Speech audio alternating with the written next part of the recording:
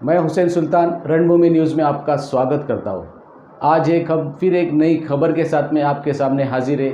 आज की हमारी खास खबर ये है। देखिए ये मुद्दा ऐसा है कि एमएमआरडी के रिलेटेड जो मुमरा में जो पूरा ये सब अभी तक चल रहा है, जो करप्शन भ्रष्टाचार जो भांडाफोड़ हो चुका है फेक पेपर के रिलेटेड, और बाकी सब अपने पैसे से रूम खरीदने वाले मामले फेक डॉक्यूमेंट के ऊपर, और उसके अलावा कि जिसके रिलेशन जिससे अच्छे उनको रूम देना, जैसे पूरे के पूरे फ्लोर दे देना, इस तरीके की जो न्यूज़ है और जो हकीकत जो तथ्य जो सामने आ रहे, उस तथ्यों के हिसाब से जो हकीकत में जो नीडेड है एमएमआरडीए के लिए, बीएसयूपी के लिए, जो गवर्नमेंट से रिलेटेड महाड़ा में जिनको रूम मिलता है, जैसे किसी को रास्ता रुंदीकरण में मिलता है, किसी को धोखादायक बिल्डिंग पे जो 2017 से पहले मिलता था, उसी तरीके की एक स्कीम है थाने महानगर पालिका की, जो स्कीम है दिव्यांग लोगों के लिए।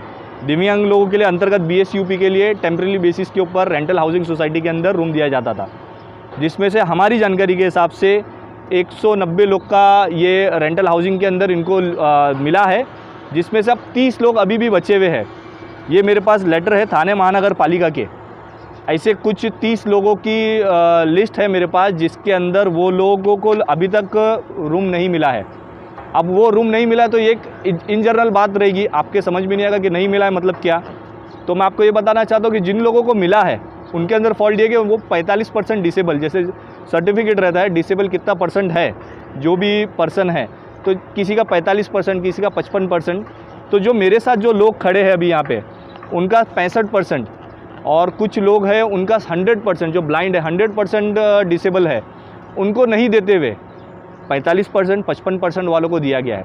तो उसके ऊपर हमारा इशू ये है कि अगर आपने उन लोगों को दी है तो मैं उसके ऊपर कोई इशू नहीं उठाना चाहता, लेकिन इनको भी मिलना चाहिए जो उनसे ज़्यादा परसेंटेज पे है। इस चीज़ की आवाज़ हम इसके लिए उठा रहे हैं क्योंकि हमको ऐसी जानकारी मिली है जिन्होंने जो कम परसेंटेज के ऊपर है, उन्होंने कुछ पैसे देके इसके पूरे कुछ पैसे देके इस तरीके से रूम लिया गया है। जो जिस तरीके से पूरा भ्रष्टाचार जो पूरे थाने कॉरपोरेशन के अंदर एमएमआरडीए, हाँ, ये एजेंट लोग हैं जो बीच में काम कर रहे हैं, दलाल लोग हैं जिनकी साठगांठ म्यूनसिपाल्टी के ऑफिसरों के साथ होती है। आप ये सोचिए कि अगर म्यूनसिपाल्टी अगर किसी को कोई एक ईंट का टुकड़ा दे रही है तो भी उसके 10 पेपर वर्क होते हैं। तो अगर एमएमआरडीए का, बीएसयूपी का, रेंटल हाउसिंग सोसाइटी का, महाड़ा का अगर किसी को रूम मिल रहा है तो वो बहुत ही स्क्रूटनी होगी, मतलब बहुत सारे वेरिफिकेशन होके मिलते हैं, बायोमेट्रिक होती है, उनका पास जाँच की जाती है। तो ऐसे जांच नहीं करते हुए फेक डॉक्यूमेंट पे अगर मिल रहा है तो इसके अंदर 100% श्योर है कि म्यूनसिपाल्टी के, कॉरपोरेशन के सब बड़े से बड़े अधिकारी इसके अंदर इन्वॉल्व है, जिनके नाम भी न्यूज़ मीडिया में डेली आ रहे। तो हमारी मांग ये है कि अगर इन दिव्यांगों को, जो 30 दिव्यांग है, उनको अगर अब घर नहीं मिला तो हम थाने कॉरपोरेशन के अंदर कमिश्नर साहब को, जो कॉरपोरेशन के कमिश्नर है विपिन शर्मा जी को, और जो मेयर है नरेश मस्के जी को हम निवेदन देंगे। और अगर उसके बाद भी अगर नहीं मिलता है तो as an Bharatiya Janata party, हम भाजपा के तौर पे हम उसके लिए आंदोलन भी करने के लिए तैयार है। तो क्या वजह थी कि जब इससे पहले आंदोलन हुआ था दिव्यांगों के लिए, तो ये लोग क्या पत्र व्यवहार नहीं कर पाए थे कि इनको नहीं मिल रहा है, क्या वजह थी? वो देखिए, उसके अंदर ऐसा था कि जिन लोगों को उसके अंदर तादाद ज़्यादा इनकी थी कि जिनको मिल चुका है, तो वो अपने दूसरे कुछ मुद्दों के ऊपर उसके ऊपर वो अपनी आवाज़ उठा रहे थे। अब कैसे कि 190 में से अगर आप समझिए सिर्फ 30 लोगों अगर बाकी है तो 30 लोगों की आवाज़ इस हिसाब से दबाई जा रही है कि आप पैसा दो तो आपको रूम मिलेगा। कितना पैसा मांग रहे हैं? ये लाख से 1.5 लाख रुपए की मेरे पास कान पे खबर आई है, जो एजेंट लोग मांग रहे हैं, जिसकी ऑफिशियल फीस इतनी बड़ी नहीं है। तो डायरेक्ट महानगर पालिका से लोग कॉन्टेक्ट क्यों नहीं किए? थाने महानगर पालिका ने इनको लेटर दिए है, ये थाने महानगर पालिका के कॉन्टैक्ट में है। ये थाने महानगर पालिका के कॉन्टैक्ट में पूरे पत्र व्यवहार इनके जब सब है, इवन कुछ ये है जो दिव्यांग लोग हैं जिन्होंने मंत्रालय तक के पेपर डाले महाराष्ट्र शासन को, इतनी ऊपर जाने के बावजूद भी इनकी कोई सुनवाई नहीं हो रही। तो इसके ऊपर आवाज़ उठाना ऐसे वक्त में बहुत ज़रूरी है कि करप्शन के रिलेटेड सब चीज़ मिल जाती है। अगर आपके पेपर बराबर है या पेपर बराबर नहीं है तो आपको यहाँ पे एमएमआरडीए के अंदर और बीएसयूपी के अंदर आपको फ्लैट मिल जाएगा, लेकिन जो हकीकत में जो हकदार है, जो गरीब है, जो नीडेड है, उनको नहीं मिलेगा। ये आवाज़ हमारी उनके लिए है। और मैं आपको एक और चीज़ बोलना चाहूँगा कि जिन लोगों ने भी इस तरीके से, अगर आपसे किसी ने पैसा लिया है, लाख रुपया, 1.5 लाख रुपया ज़ोर ज़बरदस्ती करके, तो मैं उनसे भी निवेदन करूँगा कि आप भी आगे आइए, क्योंकि आपको ये फ्री के अंदर, मतलब फ्री के अंदर जो नॉमिनल फ़ीस रहती है, फ्री स्कीम फ्री रहती है, लेकिन जो नॉमिनल फ़ीस जो चार्ज करती है थाने महानगर पालिका बाकायदा आपकी उसकी रिसीप्ट देती है। उसके ऊपर अगर आपको किसी ने चार्ज किया तो आप मेरे पास आइए, इसके लिए मैं आवाज़ उठाऊंगा और आपका पैसा भी वापस दिलाने की कोशिश करूँगा। हमने थाने महानगर पालिका से जो भी फॉर्म निकले थे BSUP के, हम दिव्यांग भाई बहनों ने वो फॉर्म सबमिट किया।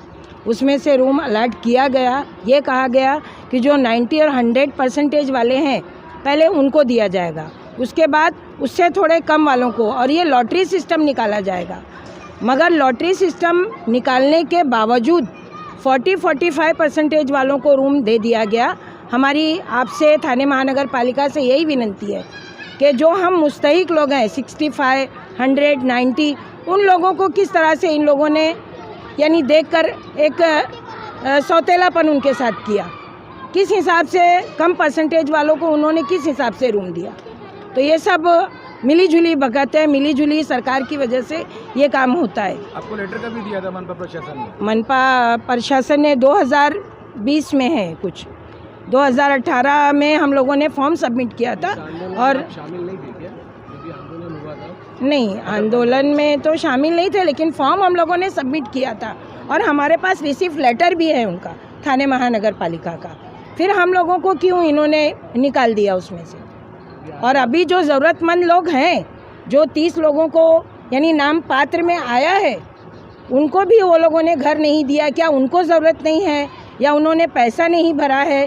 क्या रीज़न है? अगर ऐसी कुछ बात है तो जो मुस्तहिक हैं, जो 100%, 60, 70, उनको कम से कम वो रूम दे देना। हमारी यही मांग है। इतने दिन से आप कोशिश कर रहे हैं, अभी तक आपको नहीं मिल पाया जी। तो आगे आप क्या करोगे? आगे हैं हमारे सोहेल भाई जो भी आवाज़ उठा रहे हैं, हम उनका शाना बशाना साथ देंगे और हक की आवाज़ के लिए हम आगे तक जाएंगे। जहां तक हमसे कोशिश होती है हम आगे तक जाएंगे। टीएमसी प्रशासन से क्या अपील करना चाहेंगे? टीएमसी प्रशासन से यही अपील करना चाहेंगे कि जो मुस्तहिक हैं, जो भी दिव्यांग भाई बहन, हम और हमारे साथ और भी जो भी दिव्यांग भाई बहन हैं, उनको वो रूम दिया जाए, ना कि यानी सूदखोरी और ब्याजखोरी के हिसाब से जो काम हो रहा है वो ख़त्म कर दिया जाए।